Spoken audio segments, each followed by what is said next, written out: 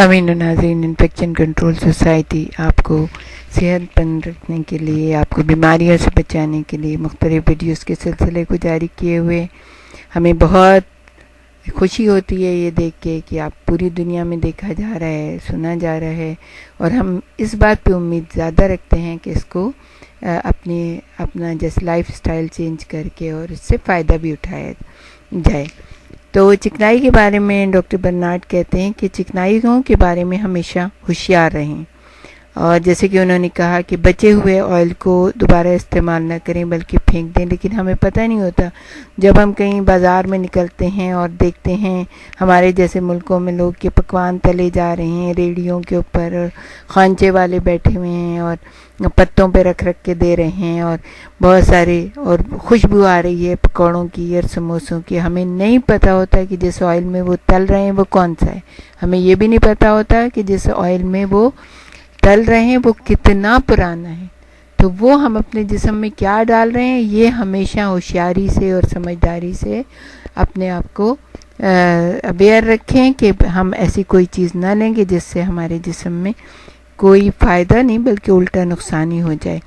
آپ کے لیے ایک اور بھی مشورہ یہ ہے خواتین کے لیے کہ اگر آپ کے پاس یعنی کہ کڑھائی میں آئل بچ گیا ہے تو آپ اس آئل کو کپڑے میں یا باریک چھلنی میں چھان کے کسی صاف ستھرے ڈبے میں بند کر کے رکھیں، اور ایسا نہ ہو کہ وہ جو کڑھائی میں پڑا ہوا 5 دن پہلے کا آئل ہے اس کو آپ دوبارہ سے استعمال کریں، بہت زیادہ نقصان دہ چیز ہے۔ تو اس چکنائی کے بارے میں بھی ہوشیار رہیں، اور بیکری کے آئٹمز کے لیے انہیں خاص طور پر کہا، جیسے پف پیسٹریز وغیرہ جو ہوتی ہیں ان میں جو چکنائی پوشیدہ ہوتی ہے آپ کو اس کے بارے میں کچھ پتہ نہیں ہوتا، تو بجائے اس کے کہ آپ کو پیسٹری کھائیں آپ جو ہے کوئی پھل کھا لیں، مگر جیسے آپ مثلا آپ بھٹا ہی کھا لیں، لیکن آپ ایسی چیزوں سے اپنے آپ کو بچائے رکھیں۔ پھر انہوں نے نمبر 6 پہ جو چیز بتائی ہے وہ معیاری اور کوالٹی آئل کو استعمال کریں، اور اس کے بارے میں جو سفارش کی گئی ہے وہ اولیو آئل کی ہے۔ اولیو آئل کے ظاہر ہے کہ ہم لوگوں کو جیسے اتنی زیادہ خوشبو اس کی پسند نہیں آتی، ہمارے جیسے ملکوں میں وہ اتنا زیادہ یوز میں نہیں ہے، لیکن اگر آپ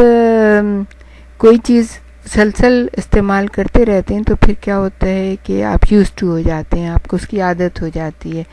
آپ کا ٹیسٹ ڈیولپ ہو جاتا ہے اس سے، تو آپ وہ بھی کر سکتے ہیں کہ آپ اس کو استعمال کریں، اور معیاری کوالٹی کا اس میں بھی کوالٹیز ہوتی ہیں اولیو آئل میں۔ جو ورجن تیل ہوتا ہے جو بہت ہی اچھا تیل ہوتا ہے وہ تھوڑا مہنگا ہوتا ہے لیکن یوز کم ہوتا ہے، وہ جیسے اگر آپ اس کو 1 ٹیبل اسپون کی بجائے 1 ٹی اسپون ڈالیں گے نا تو وہ بھی آپ کے لیے سفیشینٹ، یعنی آپ کے لیے بہت کافی ہو جائے گا۔ پھر یہ ہے کہ آئل کو نمبر 7 پہ انہوں نے کہا کہ آئل کو احتیاط سے استعمال کریں اور ایک محفوظ اور اندھیری جگہ پر اسٹور کریں، یہ نہیں کہ باہر پڑا ہوا ہے کھلا پڑا ہوا ہے، آپ اس کو اندر اپنے کیبنٹ میں اپنی الماری کے اندر اس کو رکھیے۔ پھر نمبر 8 پہ انہوں نے کہا کہ جتنی خوراک آسانی سے کھا سکیں اتنی ہی کھائیں جس سے سانس لینے میں آسانی رہے، یعنی ہم لوگ دعوتوں وغیرہ میں جاتے ہیں تو کتنے مرکن کھانے اور کیسے کیسے کھانے ہوتے ہیں، جب آپ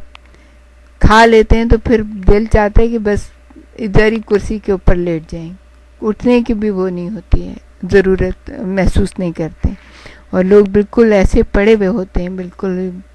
جانے کی ان میں ہمت نہیں ہوتی۔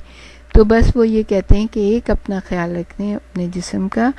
کہ اتنی خوراک کھائیں کہ جتنی کھا سکیں اور آپ کو سانس آتا رہے آرام سے، آپ اتنے فل نہ ہو جائیں کہ اپنا حال سے بے حال ہو جائیں۔ اور پھر نمبر 9 پہ کیا ہے کہ متبادل آئلز پر بھی نظر رکھیں، جن میں ایسے تیل ہوتے ہیں کہ جس میں غیر نامیاتی فیٹی ایسڈز ہوتے ہیں اس پر مشتمل ہوتے ہیں، تو وہ ڈفرینٹ تیل آپ استعمال کر سکتے ہیں۔ پھر نمبر 10 پہ ہے کہ لیبارٹری ٹیسٹوں سے یہ ثابت ہوا ہے کہ کم چکنائی والی غذا کھانے سے انسانوں میں یعنی کہ ہسبینڈ اینڈ وائف کے اچھے تعلقات جو ہیں اس کے اندر اور مزید بہتری آ جاتی ہے، تو آپ کوشش یہ کیجئے کہ اچھی چکنائیاں استعمال کریں، بری چکنائیوں سے پرہیز کریں، اپنے کولیسٹرول لیول کو صحیح رکھیں، اور اس کے بارے میں بھی ہم آپ کو بتائیں گے آگے چل کے۔ اپنے دل کو تندرست و توانا رکھیں، اپنے شوگر کو کنٹرول رکھیں، اور ہماری نیک تمنائیں آپ کے ساتھ۔